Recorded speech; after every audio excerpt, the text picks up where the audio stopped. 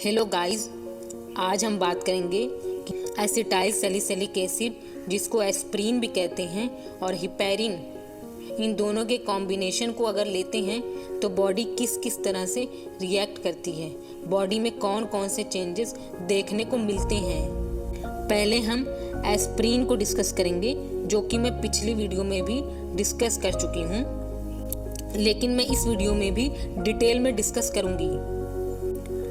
उसके बाद हिपैरिन को डिस्कस करेंगे, उसका इंट्रोडक्शन, उसका मैकेनिज्म, फिर हम इन दोनों के इंटरेक्शन से क्या मैकेनिज्म डेवलप होगा, क्या इफ़ेक्ट आएगा ये कॉम्बिनेशन लेने से, उस पर डिस्कशन करेंगे। लास्ट में हम कुछ MCQs भी डिस्कस करेंगे जो जीपैट के एग्ज़ाम में आपको हेल्प करेंगे।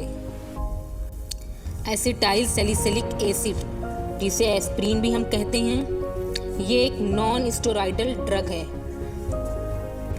एंटी इन्फ्लेमेटरी ड्रग होता है, यानी ये इन्फ्लेमेशन को रोकेगा, कम करेगा। एंटी प्लेटलेट एजेंट है, यानी प्लेटलेट का जो मेन काम है ना, उसके अगेंस्ट काम करेगा। अब बात करेंगे मैकेनिज्म। एस्प्रीन COX1 COX2 ये दोनों एंजाइम को इनहिबिट करता है इरिवर्सिबली मतलब कभी भी हम इसके इफेक्ट को चेंज नहीं कर सकते।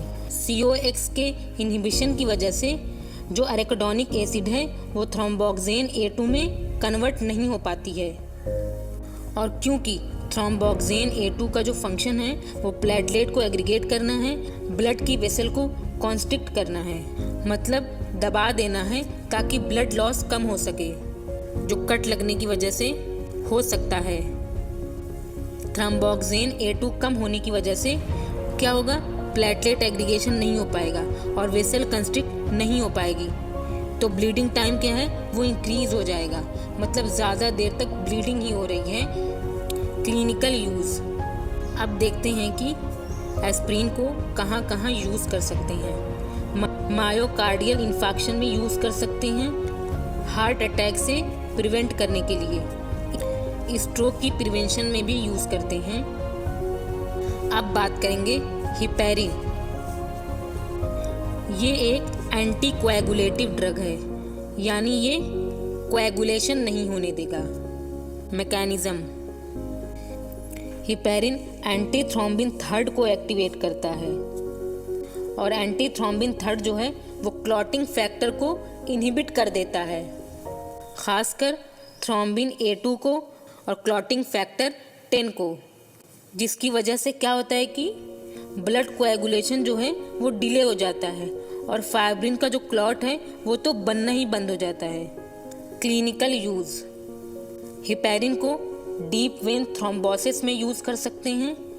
अगर किसी को थ्रोम्बोसिस क्या होता है नहीं पता है तो मैंने पिछली वीडियो में डिस्कस किया है, थ्रोम्बोसिस को भी एम्बोलिज्म को भी, उसका बेसिक डिस्कस किया है, आप उसे देख सकते हैं। Let's come to the topic. Deep vein thrombosis में यूज़ करेंगे, पल्मोनरी एम्बोलिज्म में यूज़ करेंगे, मायोकार्डियल इन्फेक्शन में यूज़ करेंगे, और कभी कभी तो हिपैरिन को एस्प्रीन के साथ भी देते हैं मायोकार्डियल इन्फेक्शन में।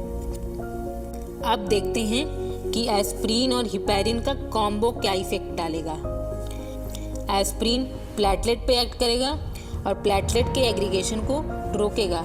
इससे क्या होगा, प्लेटलेट इकट्ठा नहीं होंगे, जब इकट्ठा नहीं होंगे तो क्लॉट भी नहीं बनेगा। हिपैरिन जो है वो कोएगुलेशन कैस्केड पर काम करेगा और क्लॉट फॉर्मेशन को रोकेगा, मींस की जो इंट्रिंसिक पाथवे होता है ना उसको स्टॉप करेगा। हिपैरिन और एस्प्रीन साथ मिलकर एंटी थ्रोम्बोटिक ड्रग की तरह काम कर सकते हैं और एंटी कोएगुलेटिव एक्शन भी कर सकते हैं। एंटी थ्रोम्बोटिक मतलब ब्लड वेसल में जो क्लॉट बनकर जमा हुआ है उसको डिसॉल्व करेगा, और एंटी कोएगुलेटिव मतलब ब्लड को क्लॉट ही नहीं होने देगा। इसके कॉम्बो को कहाँ यूज़ कर सकते हैं, एक्यूट कोरोनरी सिंड्रोम में, मींस कि अगर हार्ट की आर्टरी में, जो कि हार्ट को ब्लड सप्लाई करती है, कोरोनरी आर्टरी, उसमें अगर कोई क्लॉट फंस गया है तो उसको ट्रीट करने के लिए यूज़ कर सकते हैं इस कॉम्बो को। मायोकार्डियल इन्फाक्शन में यूज़ कर सकते हैं, और अगर किसी की एंजियोप्लास्टी हुई है तो एंजियोप्लास्टी के बाद यूज़ कर सकते हैं। इन दोनों को साथ में लेने से जीआई की ब्लीडिंग का रिस्क बढ़ जाता है, इंट्राक्रेनियल ब्लीडिंग का भी रिस्क बढ़ जाता है। इसलिए डॉक्टर की कंसल्ट पर ही लें, खुद एक्सपेरिमेंट करने मत बैठें। आई होप कि इस वीडियो का कंसेप्ट आपको समझ में आया होगा। आपके जितने भी क्वेश्चंस थे, जो कन्फ्यूजन थी, वो दूर हो गई होंगी। और अगर कोई पहली बार ये टॉपिक पढ़ रहा था तो उसका भी कंसेप्ट क्लियर हुआ होगा। आपको कोई और टॉपिक पे अगर वीडियो चाहिए तो आप हमें कमेंट में सजेस्ट कर सकते हैं, और अपने फीडबैक भी कमेंट में दें। कोई और इम्प्रूवमेंट जो आप इस वीडियो में चाहते हैं उसे भी आप कमेंट में लिखें, हम और हमारी टीम उसको कंसिडर करेंगे। Thank you for today's guys, signing off.